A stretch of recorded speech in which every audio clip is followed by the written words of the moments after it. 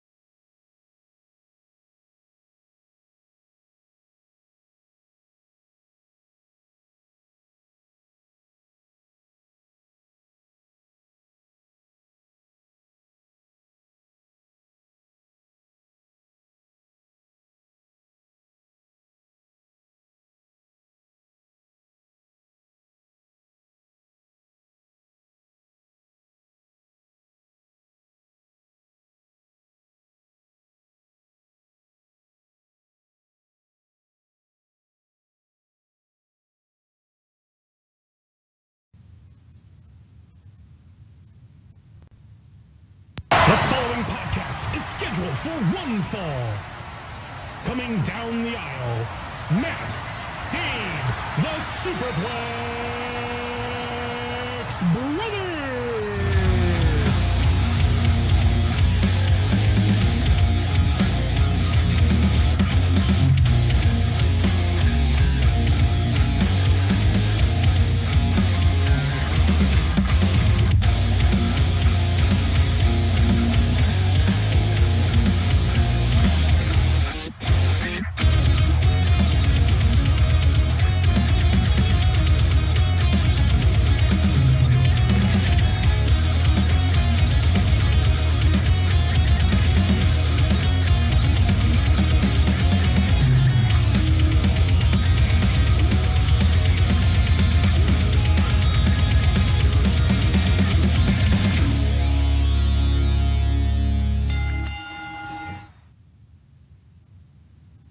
Hello, everyone, and welcome to the fourth live edition of the Superplex Bros podcast. It is January 31st, 2017. As always, I am Matt, and joined with me is Dave. Howdy. And we've got a big show to talk about, so we're gonna try and get through it as fast as possible. We've got some wrestling to talk about. We've got some video game, I guess more so video game community drama, and then a little bit of actual video game news to talk about. So let's jump right into today's show, and we're talking about the Royal Rumble and NXT Takeover and the Raw after. So we always talked about how we didn't have time to watch wrestling. Well, we made some time to watch wrestling, and I feel like we were punished for making time to watch wrestling. Jesus H. Christ. You know what? Let's talk about TakeOver first. Because TakeOver was the lesser of evils, in my opinion. It was the lesser of evils, and I'm going to pull up a full list of results from that show at the minute. And I felt this since the last NXT TakeOver, is I feel like they're starting to slip in quality. Yeah, I'm not gonna lie. Apart from a couple of matches, this show was kind of boring. The main event was fantastic with Bobby Roode versus Shinsuke Nakamura. Although I am not a fan of the ending. Yeah. We'll talk about that more in a minute. The women's match was disgracefully short. Very poor by NXT. I would even say probably one of the worst matches that night. Yeah. And then basically my match of the night was the NXT Tag Team Championship. Which, honestly, the tag titles have kind of been the highlight for a while. Yeah. So let's just go ahead down the card here. We'll talk about each match briefly, or really for as long as we want, but most of these will be rather brief. So the show started off with Eric Young, the leader of Sanity, which is not Aces and Eights, or as I called them on the night, Sevens and Spades. He defeated Ty Dillinger in a 10-minute match, and this is alright. It was average. Yeah, like it was pretty much your typical NXT TakeOver Kurt I mean, match. Part of it has to do with, like, I think Eric Young is very mediocre. Yeah, he's just he's average. Like, he's competent and he can carry and be carried, but he's nothing like overwhelmingly good. He's just there. No. He's there. And I can't get behind this weird Sanity concept. It's just I don't understand it. Like one of Eric Young's weakest characters during his run in TNA was the crazy Eric Young one, and that's what this basically is. Yeah, the only difference is at least the TNA one was laughably bad because, you know, they based it on he got a concussion so he went nuts, which is like incredibly offensive when you think about it. But yeah, well, it's also yeah, but I'm saying at least it was laughably bad. This is just boring. It's I hate to fucking say this, but it's fucking Dean Ambrose light. Oh my god, it really is. Except he's a heel and basically he's running a cult. Yeah, basically. He's crazy Cole Ambrose. So there wasn't really much to speak of for this match, and we'll talk about Ty Dillinger more later. The second match was Roderick Strong versus Andrade Almas, and yeah, I gave no fucks about this match. This is my first chance to really see Roderick Strong, and he's good, but Andrade Almas bores me to tears. Roderick Strong is okay. Like, his moveset is backbreakers.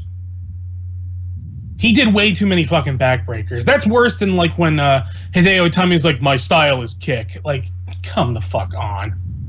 Yeah. Come the fuck on. Like, don't get me wrong, some of those backbreakers were dope as shit, but it's like, Jesus H. Christ. It's almost like Brock Lesnar just doing nothing but German suplexes and getting lazy. God. Pretty much. And But the match was a solid, like, 12 minutes. It wasn't bad. Again, just like the first match, one of the guys I'm just not interested in. it's like they're trying to give, like, decent quality matches, but when you give insanely good quality matches, a lot of the other matches are just kind of alright, and it loses the charm, which is weird when you think about it. You would think everybody wants to put on, like, this amazing match, but if you have all these other talents putting on, like, near 5-star matches that would seem competent in any other setting are just kind of dull. Yep. So, the next match we're going to talk about is as I alluded to earlier, the match of the night for me. It was the Authors of Pain versus DIY for the NXT Tag Team Championship. We crowned new Tag Team Champions, and the Authors of Pain, who weren't really on my radar before this match, they are really good. They're fucking awesome. I love the Authors of Pain. I love their look. Dude, those fucking masks that they came out with were legit hype as fuck. And they got Paul Ellering, who is a great manager of big guys. They had great chemistry in the ring with DIY.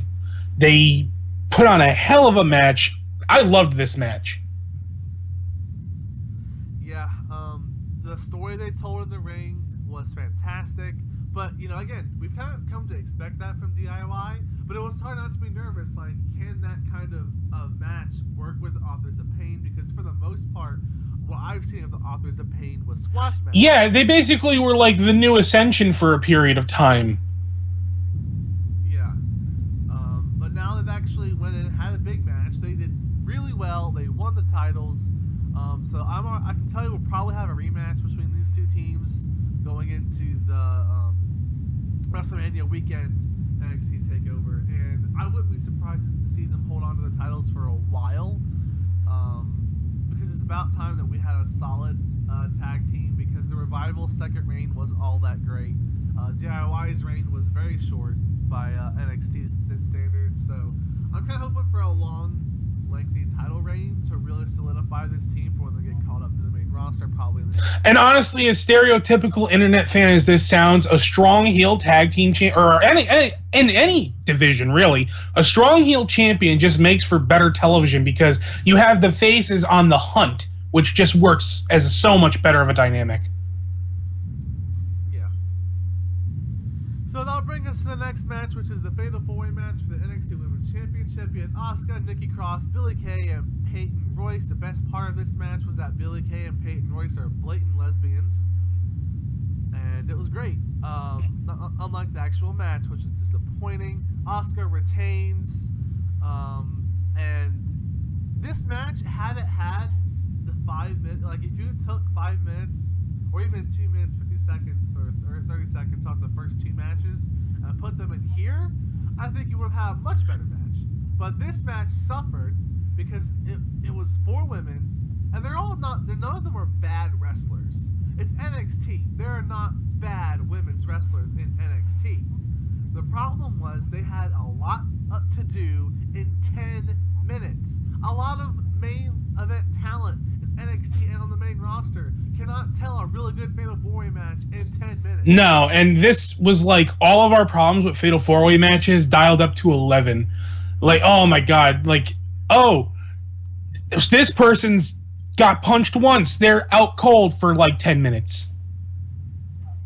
Yeah, one time they finally made it believable that someone was going to get knocked out because they were putting bitches to the table. Yeah, honestly, and this is going to sound weird, but I think this match would have been better too if Asuka lost. Yeah, I think we're reaching the stage with Asuka's NXT Women's title reign where it's like you've made her this ultimate unstoppable badass, right? And as long as she is this ultimate unstoppable badass, no one's going to believably beat her for the championship. The closest person you have is Nikki Cross, and you just had her. She didn't eat the pin or anything. Actually, where the fuck did Ember Moon go? Who the fuck knows? And I mean, the closest thing they've had in all of Asuka's reign was Nia Jax before she went up to the main roster, and Asuka squashed her. Yeah. There's no believable way that she's losing this title unless, like, I don't know, they pull a Tanya Harding and crowbar her kneecap or something before the match. Or they're gonna have to do the Paige thing where she gets called up first. That's honestly the most likely situation. And honestly, I really don't like that. I really don't like that at all. I feel like the champion who, you know, the champion should lose the title in a match so that the actual current champion comes off as legitimate. Yeah. But I think when they have her lose the belt, because I'd want to say they'll have her lose the belt. I really do want to believe that. The best way I think they do it is a multi-women match like this one, where she doesn't have to eat the pin, but someone still takes the title off. Yeah, it's the only believable way at this point, because, again, they've booked Asuka as this unstoppable, you know, badass killer. I mean, at this point, she's basically female Brock Lesnar. And, you know, they've booked her as this conqueror, and nobody's been able to touch her. So how can you reasonably believe that anybody suddenly will? Yeah. Now again, we'll just have to kind of wait and see. I would like to say that their big match for Mania weekend better be Asuka and Ember Moon. But again, Amber Moons wasn't even on this card. No, I don't. I haven't been watching. I haven't been watching NXT, so I have no idea if she's been doing anything on the actual like weekly show. But is she hurt? That's a possibility. I don't fucking know. They had her big debut, and then all of a sudden, she's just disappeared. Gone. Yeah, she's just straight up gone. That was 2 takeovers ago. Yeah, I think. Wasn't it? It was. I think it was. It was Brooklyn too. It was. I just looked it up. Jesus Christ, that is bizarre. I'm actually gonna go to their Wikipedia page right now and see if she's hurt. Yeah, that's weird. Nope. She's on a winning streak. It says that. Who the fuck is she facing that she's winning so much? Probably the nameless jobbers that they have for the women's. I don't know. The women's division in NXT is starting to fall too. I mean, honestly, there's been a huge drop in quality. Asuka's the only real shining star at the minute. Again, I'd argue besides Ember Moon, but that's clearly because they're not using her at the minute. But either way, it's time to talk about the main event of the night, which was Bobby Roode versus Shinsuke Nakamura. And, you know, Nakamura is a 2-time NXT champion. And I'm surprised they haven't told the story with his feud with Samoa Joe, but they end up doing the thing where Roode goes after his leg the entire fucking match. This was nearly half an hour long. So Nakamura hit the Kinshasa. You know what do you call it in New Japan? Fuck if I remember. Yeah, the Bumaye. I like that name a lot better. So I'm gonna call it the Bumaye. Well, they call it something different because I guess Bumaye translates into something really not PG or some shit like that. Yeah. Well, he hit the Bumaye twice, but the second time he wasn't able to pin Roode because his leg hurt. So Roode hit 2 glorious DDTs on him back-to-back and won. Yeah. Also, I hate the fact that Bobby Roode's fucking finisher is an implant DDT. What a shitty finisher. What a... We are past the point in wrestling where DDTs work as finishers. We've been... Hell, you know what? I would take his Spinebuster as a finisher over that DDT. Yeah. I would take that because he pulls off a fucking fantastic double A Spinebuster. Yeah. But, I mean, it wasn't a bad match. It was just like when the ending happened, I was kind of put off by it. Yeah, the ending was just really... Ugh. The funniest thing, though, the funniest part of that match, though, was when Bobby Roode played dead, and Nakamura's just looking at him like, what the fuck is this? I legit started cracking up at that.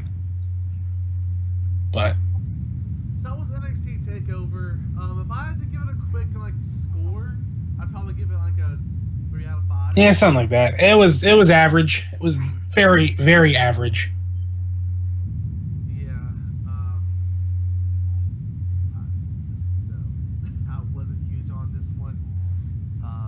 Hopefully they pick back up again for Mania weekend because that's typically the time everyone in the company puts on their A game. Yeah. So anyway.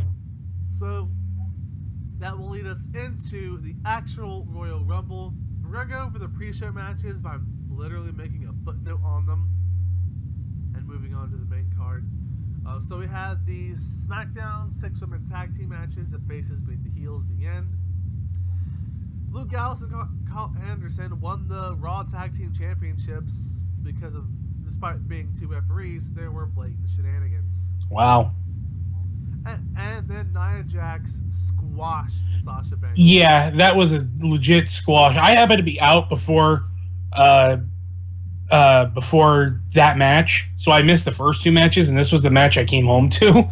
And yeah, I was left with a really bad taste in my mouth. And that taste would not be washed away by the first match of the night, which was Charlotte Flair versus Bayley for the Raw Women's Championship. I'm so fucking tired of Charlotte winning on pay-per-views. I know they're literally at the stage where they're making a big deal over her pay-per-view win streak, which hopefully means it's going to fucking end at WrestleMania. But good God, I'm fucking tired. It's of nepotism. Charlotte. I really. It's am. nepotism at its worst. Because you know what? Charlotte's not that good. Charlotte. No.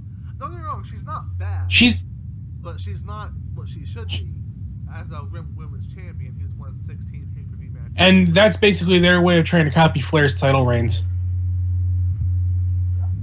And Jesus fucking Christ, she's not bad with the right people, but on her but Jesus Christ, you put her in a match with somebody who's like subpar, and she couldn't carry them.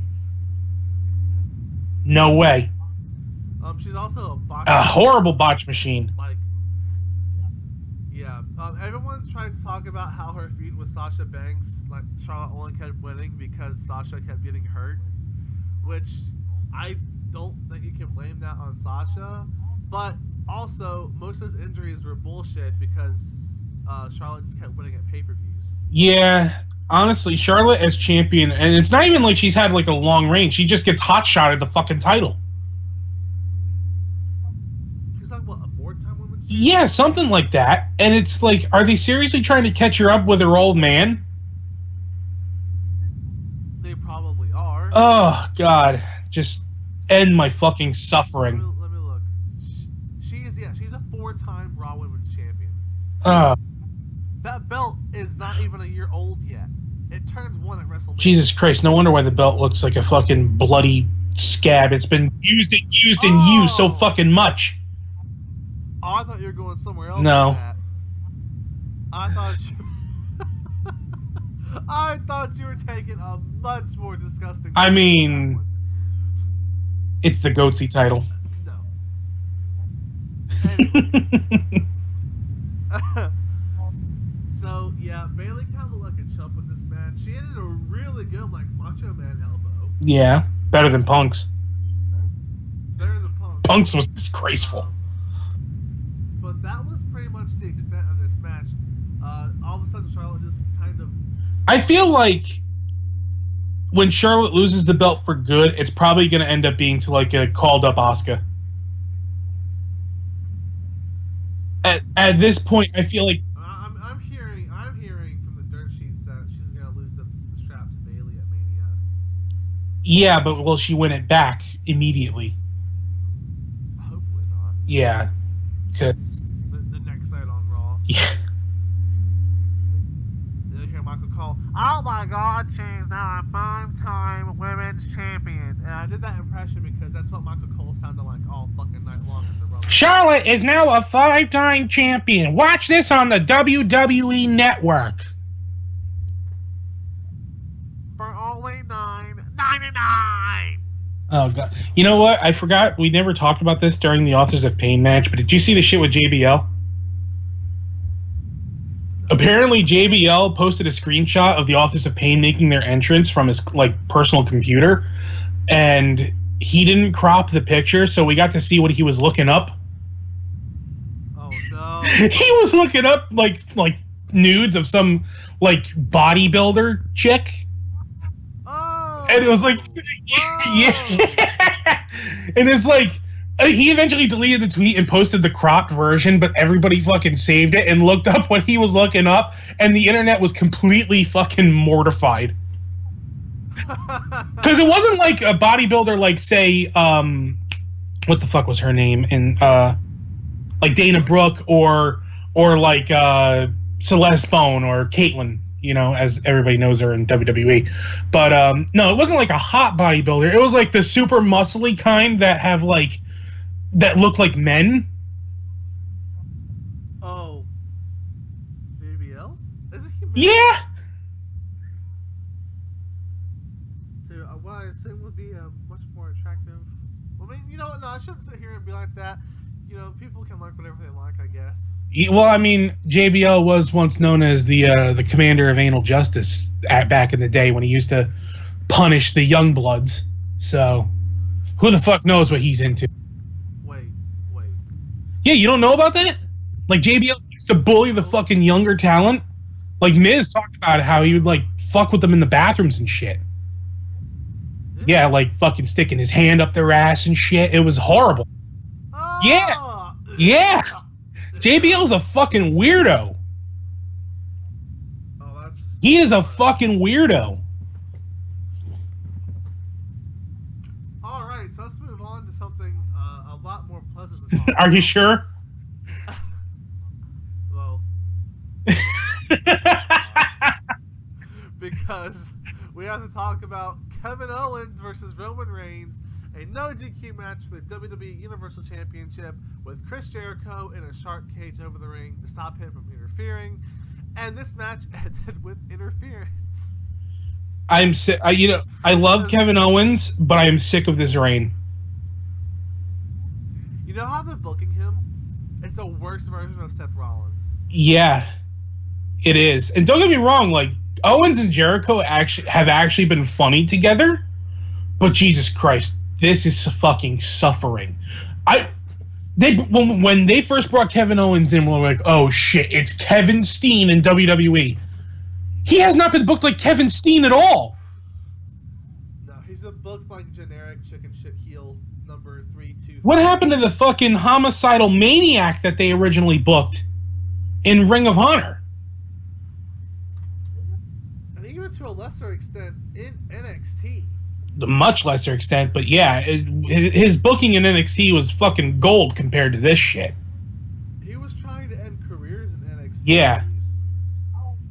I will never forget his match against Sami Zayn, the first one that they did, where he just fucking killed him dead. Yeah, I mean, it's just, what is this? What is this booking?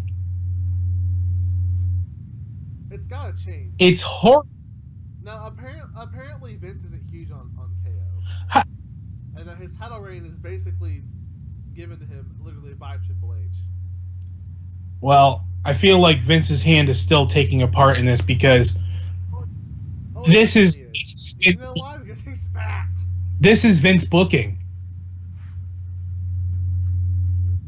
Vince won't be done booking until Kevin Owens is fat. He needs to suffer. It's pretty much what it is. So that's why he's going up against Vince's Golden Boy. Oh, fuck. Which we'll get to later on as well. But yeah, this match, it wasn't even that bad. It was just like, I rather would have had a definitive Kevin Owens wins ending rather than, oh look, Braun Strowman came and killed Roman Reigns, so Kevin Owens wins. Yeah, and there's really, I mean, they would somewhat explain it the next night, but at the time, there was no real explanation for Braun coming out and helping Kevin Owens. No, he just did it and then left. I was kind of like, yeah. Okay. Next, we got Neville versus Rich Swann for the Cruiserweight Championship. Neville won with some kind of submission thing. This match was not that good. It was fun at parts, but it felt like there was a lot of like dead air. Yeah, I hate to call it this soon, but I can't get behind the Cruiserweight division. I just can't. I want to. I really want to. But none of them can talk. None of them. Kendrick is the only one that's even remotely decent. And he's not been featured. Yeah, I mean, let's look at the list of the people that they've had highlighted so far. We had TJ Perkins with the fucking cringiest goddamn gimmick in ever. I can't stand TJ Perkins. Like, he's decent in the ring, but this, I am a gamer, yeah! Oh, God, just fucking shoot me. And then you had Rich Swann, who, you're not a king. Happy dancing. You're not a king, you're a jester. Ugh. Ugh. Oh, God, I'm gonna puke. And Neville, who is just like, I was once a happy jumping Geordie. Now I'm an angry jumping Geordie. No, he's doing his best Drew McIntyre. The party's over. If you listen to him The talk. party's over. Where's our truth, damn it? I need to fight him. Just Jesus fucking Christ. And don't get me wrong, like, these guys are talented in the ring, but holy shit, they are not given much to work with. And right now, the only remotely interesting one is Gallagher. And his gimmick is basically like a better Simon Gotch. And it's just like, holy shit. I miss the vaudevillains. They're on SmackDown, and currently right now they're being punished because apparently Simon Gotch is kind of a legit asshole and like start shit with people. So unfortunately, Aiden English kind of has to suffer with him. That's unfortunate. Yeah, it's the reason why, like during SmackDown's build up to the Royal Rumble, they would have like these fake Royal Rumble matches with tag teams, and the Vaudevillains were the first ones eliminated like every time. Jesus. Speaking of the SmackDown tag teams, what the fuck were their tag team titles being defended at? Their fucking champions weren't even in the Rumble match. Their champions were nowhere to be seen. Makes no goddamn sense. It was bullshit, actually. And honestly, right now, who the fuck does American Alpha have to face? Nobody. The Usos again? The Usos, and they're too busy burying the Vaudevillains. The Ascension, maybe? Hey, this might be the time to actually build the Ascension into something beyond a joke. It might be the time. Who knows? You got Zack Ryder and Asshole.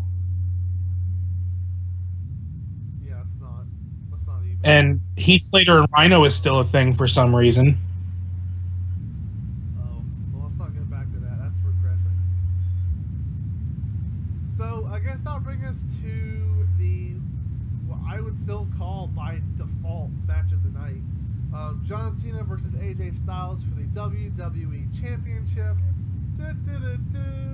Cena, of course, fucking comes back, does the Superman thing, beats AJ Styles, is now a 16-time world champion, much to the chagrin of just about every knowledgeable wrestling fan on the face of the earth. I mean, at the very least, it was a good match. I mean, it was a really good match. It was probably the best one, I think. Yeah, I mean... Because for once, Cena was... Yeah, and honestly, Cena and AJ have great chemistry. They really do. Like, that's one of those feuds where I wouldn't mind seeing it again, even though they've already had, like, 3 matches, because they put on great matches. So... And they're not always... No, they're not always the same, which is a great thing. It means it's, like, a fresh concept every time. Unlike a certain match we're going to see in the future, which, of course... Let's move on. No, that's not necessarily true, because right in less than 2 weeks, it's the Elimination Chamber. True. And rumor has it Cena's dropping the title already. Yeah, well, that doesn't surprise me either, because he's going to win it back to get that 17. Yeah. So He'll break the record for SummerSlam, I think. That will be their big storyline for that. Because he's not going to be here after Mania because he's filming 2 movies. Oh, God. After Mania's over. He's becoming The Rock. As much as he fucking shit-talked The Rock. Well, apparently, according to my friend Dean, he took it all back on talking stuff. Oh, well. Of course he had to. Because he's got a taste of that Yeah. life. Either way, it's a fantastic match. AJ Styles has probably had the best rookie. This is actual like anniversary in WWE. Probably had the best rookie year. Probably. If he had just beaten Jericho at WrestleMania, it'd be nearly flawless. I think the only person who comes close at this point was Brock Lesnar's initial run. Yeah, the thing is that he had to be held by Paul Heyman. Yeah. This is all AJ. No manager. He had the Bullet Club for a while, but that was short. Yeah, that's true. So that brings us to... Let's just get it over with. The Royal Rumble. First off, let's talk about our surprise entrance of the night. Alright, so at number 10, we had the perfect 10. It was Ty Dillinger. And for our next surprise entrant, we had... nobody. You know what the sad part is? They consider Mark Henry a surprise entrant.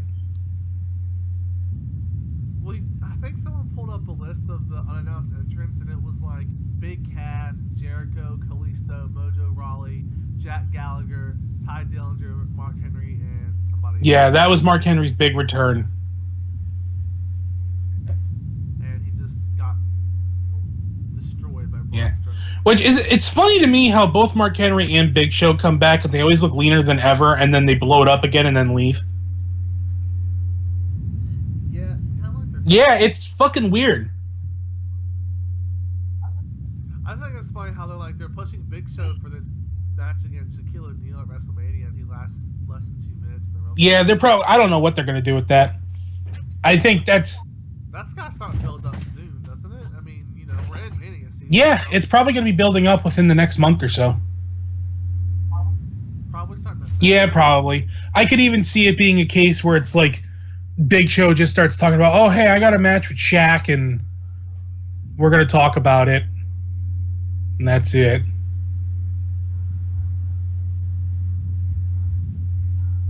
I'm sure you can hear the chorus. Hey, they're just as angry as we are about the Rumble. Yeah, it's definitely not because my mom's come home. Yeah, has nothing to do with that. They just, you know what? They're sick and tired of this shitty booking in WWE. They're really mad about it. And WWE, you better do something about it because these dogs will do something about it. Oh yeah, They're gonna fly to Stamford. Yep. Listen to them. They're serious. They're fucking serious. Somebody just came and calmed them down. You know, the Rumble's over. They don't have to be as angry now. But, they just, you know what? They just saw the highlights. They saw the highlights. Yeah. They're fucking mad, Vince. And it's your fault. You better do something about this. All right, You think we're good now? Okay. Listen, I had to be the hype man. I had to cut a promo. You know? Had to do it. better than Roman Reigns? Yeah. Fucking Jesus Christ.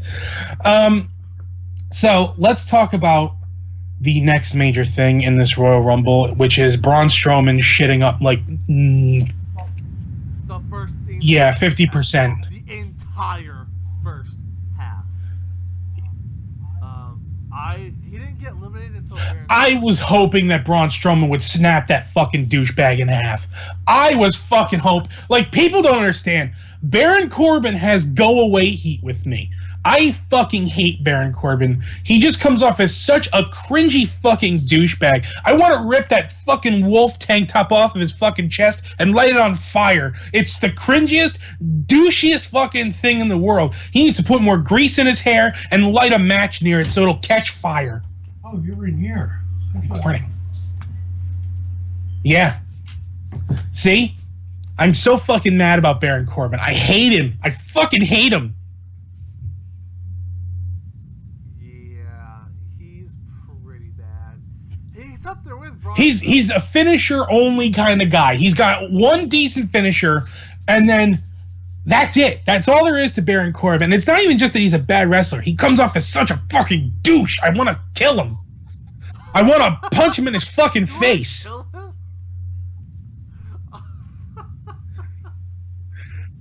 So he'll fucking roll up on his fucking motorcycle. Hey Dave, heard you talk. Yeah, I was, you faggot. Whoa! Yeah. Whoa! I ain't PC, motherfuckers. Whoa! And then the podcast gets shut down. We get blacklisted. Banned from the Blame Baron Corbin. He's a douche. Hashtag. Now trending on Twitter, blame Corbin. Yeah, so what else was trending now on Twitter was hashtag fuck this Rumble, because as it kept going, it just got worse. The entire middle section was basically Raw and SmackDown's entire mid-card. I want to talk about more stuff that happened in the Rumble specifically before I give my thoughts about the actual Rumble itself as a whole. So I think next, let's talk about a bit of controversy. Let's talk about Brock Lesnar. Oh, we're skipping the Wyatt stuff? Yeah, because that's good. I want to save that for after, because I want to get my ranting out of the way. I'm in that mood. Okay. Alright, that's fine. So Brock Lesnar entered at number 26, came out there, started destroying everybody, and it was fantastic. It was wonderful. So 2 spots later, number 28, here comes Goldberg. And Goldberg hits the ring, and he spears Brock and throws him right out. This was worse than Survivor Series. This was They tried to salvage this on Raw, by the way, with Paul Heyman, and it didn't work. no. This was worse than Survivor Series because you literally just showed Brock Lesnar killing everybody. Actually, oh my god, I can't even believe this. This is fucking symbolic of the build-up to Survivor Series. Because Brock Lesnar came in, destroyed everybody, and then Goldberg comes in, spears him, and then leaves. Oh my god. And then, to continue on, because I'm in this kind of frame of mind right now. So, Brock Lesnar's eliminated. We're flipping our shit. And then The Undertaker comes in and acts as our fucking savior, throws Goldberg out the fucking ring, and we're celebrating. We're like, fuck yeah, Undertaker. At this point, as much as I don't want him near a world title, I just want Undertaker to win the thing because he made my night. And then, number 30. Everyone was like, all right, Finn Balor or Samoa Joe. It's got to be one of these two guys. They were rumored for so long. Balor's supposed to be way ahead of schedule with his injury recovery, so he should be back for Mania. And then, who do we get at number 30? The big dog, Roman Reigns. Oh my fucking god. The entire wrestling world, especially the crowd that was there, was deflated. The Rumble match, no one cared anymore. That audience died a death that night. That was... I don't think they've died that much since... last year's Rumble? Yeah. But, actually, it reminds me of when number 30 came out, and it was Rey Mysterio, and the crowd just fucking died. Yeah. They wanted to be Daniel Yeah. Bryan. It was like... And, of course, all the pictures are going up on the internet already. There's, like, a picture of Samoa Joe and Roman Reigns. It's like, this is the Samoan we wanted. This is the Samoan we got. And then it shows Vince McMahon at the bottom. Are you entertained? And Jesus fucking Christ. Holy shit, this was awful. And then Roman Reigns eliminates The Undertaker. So at that point, me and you were like, Undertaker, fuck the rules. Go back in and eliminate everybody anyway. No, and I was pissed. He let us down. Let's talk about the good thing, though. Let's talk about the good thing. The only good thing. The only good thing. So, the Wyatts are basically all in. It starts with Bray Wyatt, then Randy Orton comes in, and then eventually Luke Harper comes in. And he comes in with the Wyatt theme. So, they're like, oh, shit, is Luke Harper still with the Wyatt family despite what happened on SmackDown? Because on SmackDown, Randy Orton and Luke Harper have not been getting along, and they decided to have a match, to settle their differences. And Randy Orton won. And after the match, Bray Wyatt came in and helped Luke Harper up, and then he gave him the Sister Abigail, basically signifying, like, you suck. And so Luke Harper came in and acted like he was staring down Orton and gonna, start with him, and then all of a sudden Luke Harper just beats the shit out of Bray for a minute. I marked the fuck out. First off, Luke Harper going solo means we're gonna get his awesome fucking theme music back, because that theme was badass as hell. And this is gonna set up for Luke Harper versus Bray Wyatt, hopefully. So, and then he grabs Bray Wyatt and sets him up for Sister Abigail, which I fucking marked. I was like, holy shit, this is awesome. And imagine if they do like the angle where Harper is just basically your Abigail's false prophet. That would be fucking dope. Bruh. That would be fucking dope. I love Luke Harper. He was always my favorite of the Wyatts. I mean, as much as I love Bray, and I'm a huge Bray Wyatt mark, but I love Luke Harper. The dude is a big guy who can fucking go, and he is actually a hell of a talker. Like, his mic skills are underrated as hell. When he went solo, he was cutting some pretty damn good promos. But, anyway, so Randy Orton hits him with the RKO. Luke Harper gets eliminated, and that is quickly squashed. And speaking of which, Randy Orton is the winner of the Royal Rumble, which came out of fucking nowhere. Like an RKO. Yeah, and I fucking knew it was coming, only because the right before the show started, the Vegas betting odds changed Orton to be the favorite to win. Yeah, that's because somebody fucking leaked something. That's what that means. Because if you usually the winner of the Rumble is insanely telegraphed, like the storylines leading up to the Rumble basically give away who's winning the fucking thing. Randy Orton's storyline had next to nothing to do with the Royal Rumble. He was the tag champ for most of the build-up. So there was no indicator in the story that Randy Orton would be winning the Royal Rumble. Hell, I don't even think he fucking talked about it at all.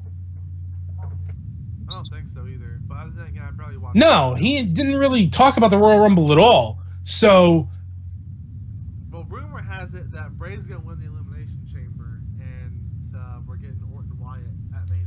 which they're probably going to say, well, this is Randy Orton's plan all along. You know, he infiltrated the Wyatts to split them up, and yeah, and then I feel like Bray and Luke Harper aren't that stupid. Like if Randy Orton did that to split them up, and he admits, oh, I did that to split you up, Luke Harper's like, oh, well, you're just an asshole then. Me and Bray are going to get back together and beat the shit out of you. Maybe it depends on any kind of success Harper finds, though, because they could think maybe I'm better Maybe. without Bray.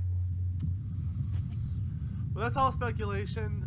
We've talked about wrestling for about 45 minutes now. So the only thing I want to make note of on Raw was that Samoa Joe did show up. He beat the ever-living crap out of Seth Rollins on behalf of Triple H.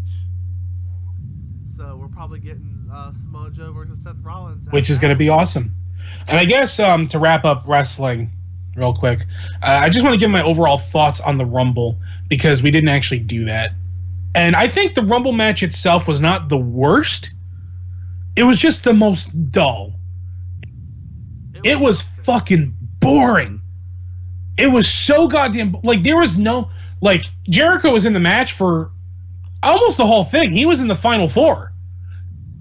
He was in the Wikipedia list of times that he was in. He was in for an hour and 30 Yeah, minutes. and there was no real buildup about that at all. Like, it was almost like a non-factor. And, you know, there was no real drama in this Rumble. There was just anger and, like, no surprises, and it was just, like, so fucking boring. The only Rumble, in my opinion, that tops this is the 2015 Rumble, where Big Show and Kane eliminated everybody that the internet likes. And 2014. That was the Brian. That was the Batista one. And 2016 wasn't that good either. 2016 was the Roman Reigns title defense. Yeah. So That was, the best part about that was that Roman. yeah, Triple H won. Which, you know, has its own problems. Jesus Christ, the last four Rumbles have been shit. They've been really bad, yeah. You know, it's funny, too, because the Rumble is, like, the most exciting pay-per-view of the year. And, ugh. It's been horrible. What the hell have we been doing? And people wonder why I stopped watching wrestling. Yep. Let's move on to happier things. Well, I wouldn't call this happier things, Oh, right? yeah. Because now we need to address, and, you know, no one that is involved in this is ever going to hear what we have to say. And maybe we just don't relate to it because we're not quote big names. We don't have an audience of like 90,000, 100,000 people or more, right? But this past week, there was a certain Soul Link that went up on a certain YouTube channel with two certain guys, and they decided that they were above the rules of the Soul Link. And these aren't rules that were tacked on only by Shady Penguin and the King Nappy. These were established, this is how a Soul Link works kind of rules. And so Dave, you had a response to this on YouTube, which is a fantastic 6-minute video. You guys, I highly recommend watching it, but only if you kind of know the story. So listen to this part of the podcast first. So Dave, you were much more involved in this. You first noticed that they cheated. So how about you fill us in on this whole... Okay, so I guess we have to somewhat explain how a Soul Link works. And it's basically a typical Nuzlocke rule, except with 2 people involved. And when you go and get your encounter, the 2 pairs are linked. Now, one of the rules says you cannot have the same primary type. However, you are still supposed to catch the 2 if you have a type that's already on the team. You just can't use it at the minute. Well, what these 2 did was they would basically go, oh, well, we have a water type, we got to re-roll. That's not how it works. And that's when I made my parody video, How to Ruin a Nuzlocke series, when I picked Fire in. And by the way, those counters couldn't have gone better if I fucking tried. It was not. And it was like, okay, what's my first encounter? My first encounter is poly. I don't want that. I don't want that at all. You know, my first encounter is a trap it. I don't want that. My encounter's a hole. I'm gonna get it. Yeah. This is basically how they come up. So. And the worst thing is, it'd be one thing if they owned up to the mistake and said, you know what, we fucked up, but we recorded so many episodes, so after these episodes go up, we'll try to fix the damage. No. Oh, yeah. They went with the worst possible response. Well, Twit. Jay really didn't say nothing. No, but he was like... He was represented by Twit, essentially. So... We haven't named them up to this point, but it was Twit and JYT Games. Yeah. And the video, I watched the whole thing because I wanted to see what the hell they were thinking. And it was so whiny and self-entitled. And Twit was like, I worked too damn hard on that intro for this to be a solo run. Solo runs ain't fun. We're doing this our way. It's our series. We're doing it our way. This isn't nappy and shady. And it's just like, dude, stop your fucking crying. There's a reason why you are nothing more than Nappy's fucking sidekick. You are, and to top it off, you have that fucking black hole of charisma known as Jay. Because the man is so goddamn boring, I'd rather watch wallpaper dry and grass grow. And oh my god, Bruh? Twit is like Nappy Light, and Jay is like, I don't even want to say it because that's gonna get me in trouble. But he is so fucking boring. JYT Gamer is the fucking 2017 Royal Rumble. Oh, he's the 2017 Royal Rumble of PokeTubers. He is so fucking bored. I've actually tried to give Jay a chance. I've tried to watch his stuff when he's on his own. He is so fucking boring. He has to be carried by... And the only way he's entertaining is when everybody shits on him. Yeah. It's like when you watch the Penta Op series, which is like the 5 people playing through a game. Nappy, Mo, and Nexus are the funny ones. And I would say Mo to a lesser extent. It's really Nappy and Nexus that are the real highlight. But Twit, he's only funny when he's getting demolished. And Jay is so fucking boring. He's just like, hi guys, I'm here. This is my Jay impression because this is what he sounds like. He's got this really nasally voice. We're doing a soul link Nuzlocke. We're doing this, and hey Twit, I got a Magmar. TikTok is here, and shut the fuck up. So, yeah, I think I said a lot. I think I said.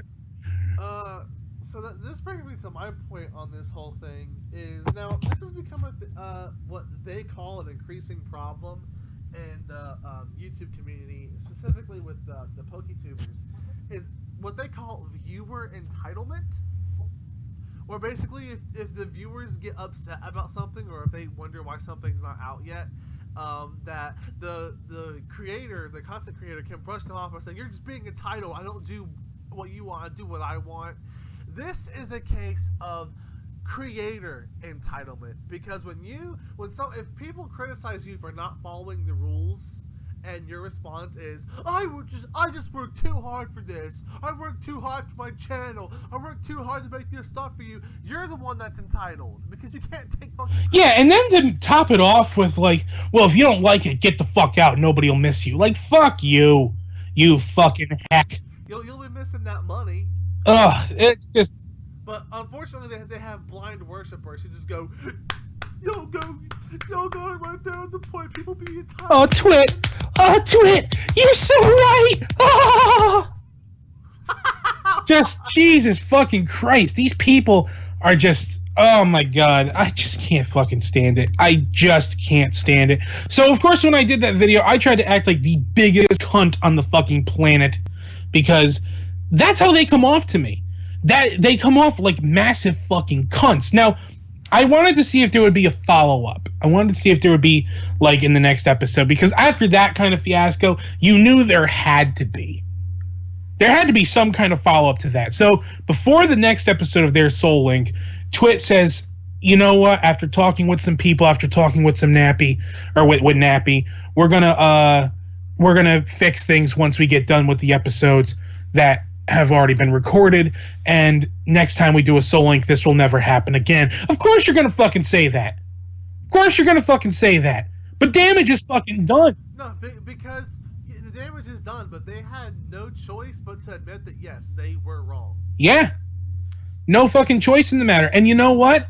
I really think that when you first act so fucking self-entitled and I would even borderline say aggressive towards your own fan base, you know, you deserve the shit you get. Yeah. I hope, and I know that there are a lot of people who are going to watch their stuff anyway, but I really feel like I've stopped watching. I unsubbed. I didn't unsub, but I definitely stopped watching after this because it's terrible. It's legitimately terrible.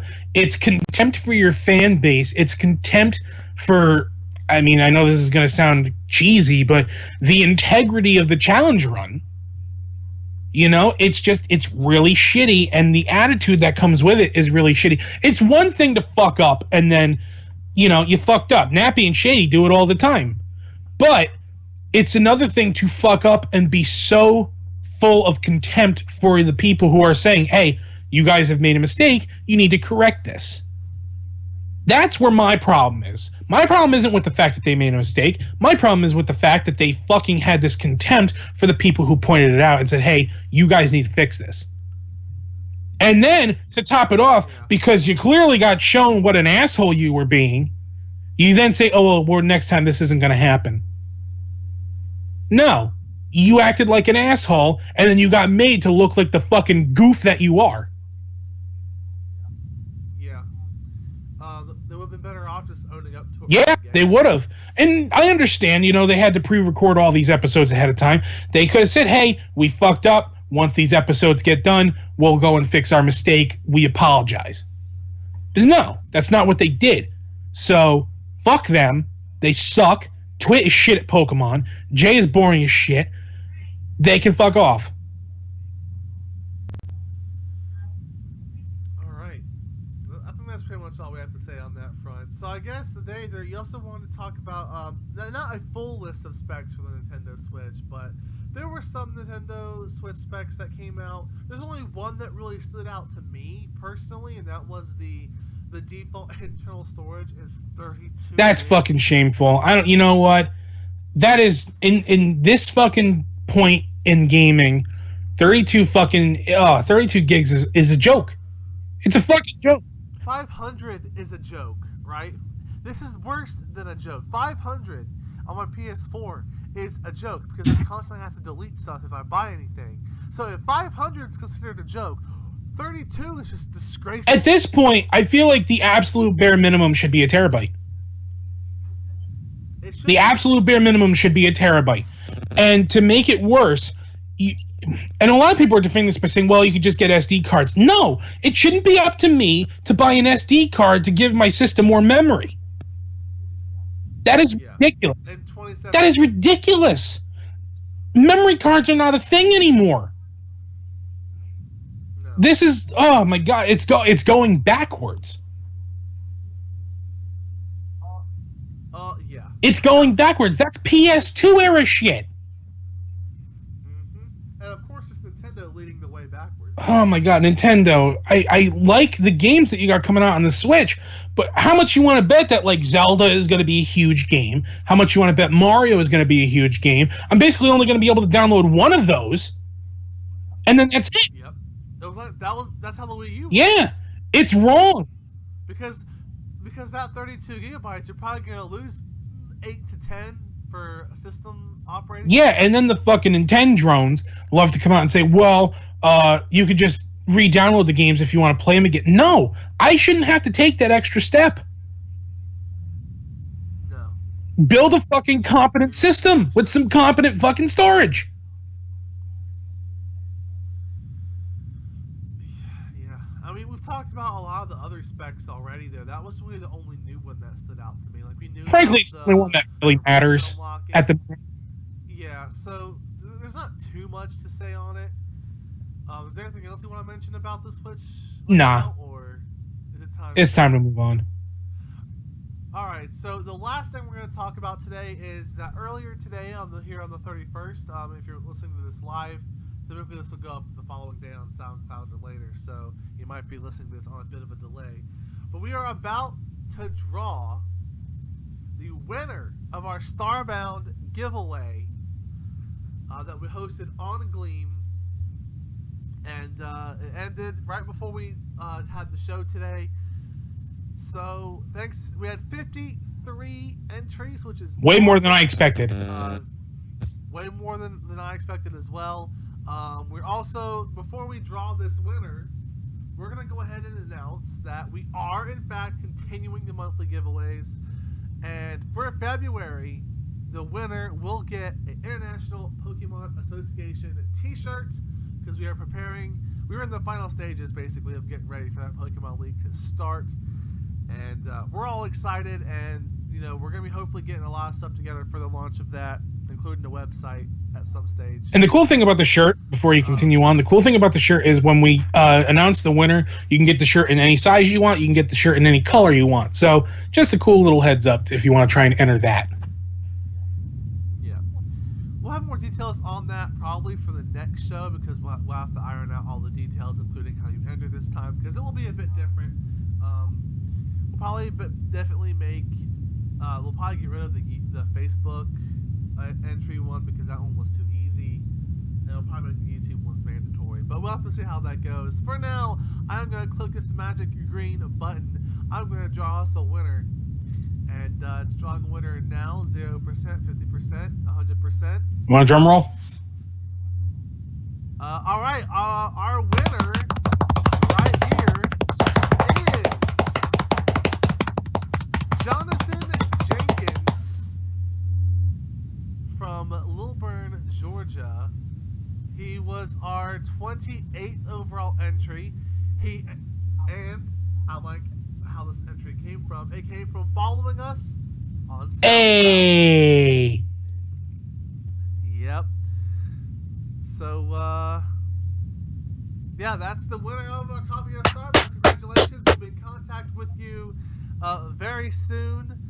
In fact, because Dave is footing the bill for Starbound, I'll be sending you, Dave, their contact information. Okay.